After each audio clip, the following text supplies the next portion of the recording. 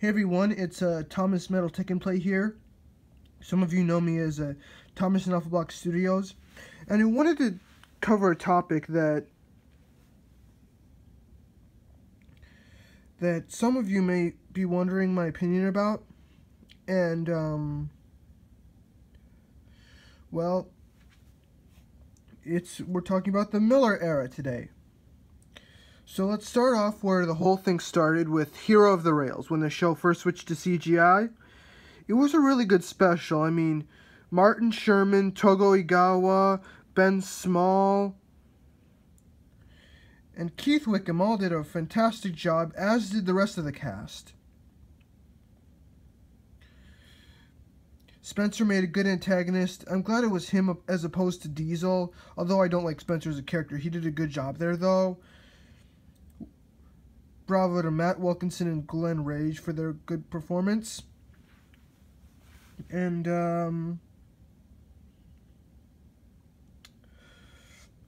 overall, Hero of the Rails was really good. And I give Hero of the Rails a 9 out of 10. A 9 out of 10. It set off the CGI series to a good start. And I thought it was really well done.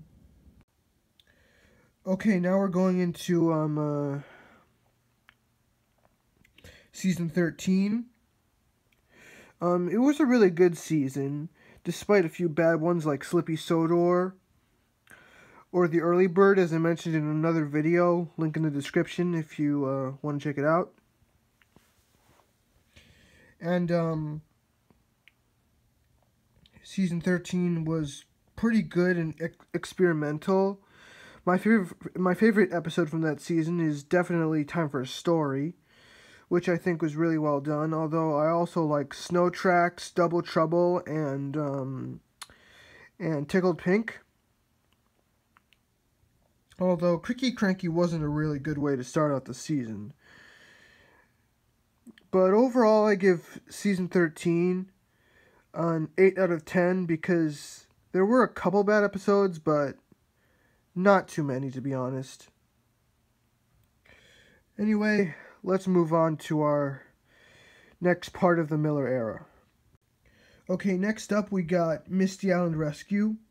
It was actually a fantastic special where with Thomas going to a completely different island with completely different heights and sights. I thought it was just fantastic. Even though the rhyming can get a bit annoying, the special was still really, really good. And Martin Sherman and Ben Small did a really good job. I actually have seen the UK version twice and the US version once. But both versions I really enjoyed, and it's basically a lesson in making good choices. And I thought the movie was really well done in the end. And the beginning was just, the opening scene, the opening credits were just fantastic.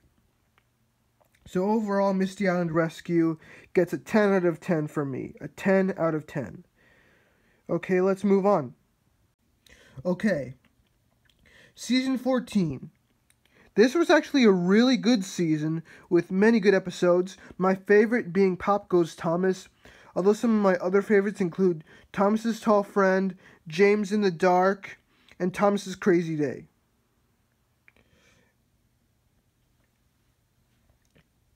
And Bash, Jash, and Ferdinand going into the series was a really good idea, in my opinion, because they're really fun engines to include. As well as the new character Scruff, who was a really good introduction to the series, as well as just overall being a fantastic season.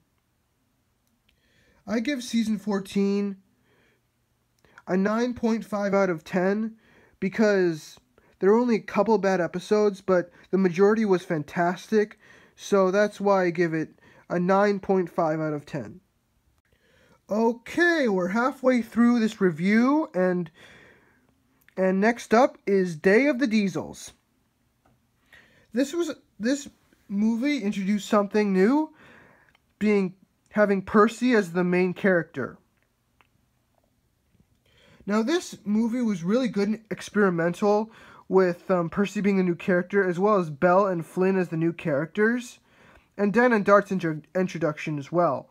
I thought the movie was pretty good, but both Percy and Dieselton have acted smarter before, and as well as Sir Topham Hatt legitimately yelling for the first time. But the new Diesel works looked really nice at the end, and the plot wasn't half bad. And plus the voice acting, of course, as with the rest of the Miller era, was fantastic. So I give Day of the Diesels a 7 out of 10. Alright. Next up is Season 15. This season was pretty good, with a couple bad episodes like Let It Snow and Wonky Whistle, but my favorite of the season is easily Gordon and Ferdinand, which shows a lesson in appreciating others. But the rest of the season was pretty good. A couple others I liked include Fiery Flynn, Stop That Bus, and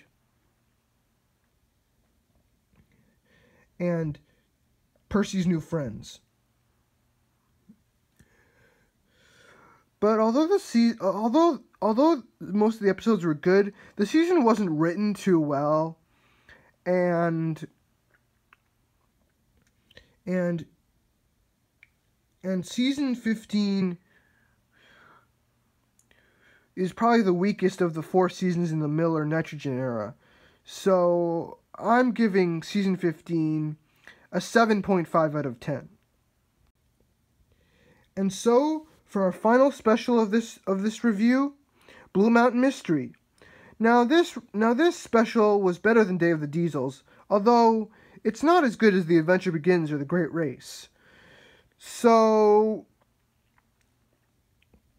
this special was a bit mean-spirited towards Luke and Thomas, and Diesel was just not nice in this one. Although the suspense of the bridge at the beginning was fantastic, as well as the references to the episodes from the classic seasons, Sharon Miller really went all out for her final special, and Blue Mountain Mystery was a fantastic way to welcome back the narrow gauge engines. And so I give Blue Mountain Mystery an 8.5 out of 10. And now, finally, Season 16. This season was a really good season. After the pretty good Season 15, Season 16 was better, and it was a step in the right direction. My favorite from the season is Thomas and the Sounds of Sodor, while I also like Thomas and the Garbage Train, The Christmas Tree Express, and Ho Ho Snowman. But there were a couple bad episodes like Ol' Weezy Wobbles or Emily's Winter Party Special. But overall, Season 16 was a really good special, and Michael Angelis and Michael Brandon really did well for their last season as narrators in the UK and the US. And Martin Sherman, Ben Small, and the rest of the cast did really well, as usual. So overall, I give Season 16 a 9 out of 10. Well, thanks for watching, everyone, and thanks for bearing with me throughout this whole review. And I'll see you guys later, and thanks for watching, and have a terrific rest of your weekend.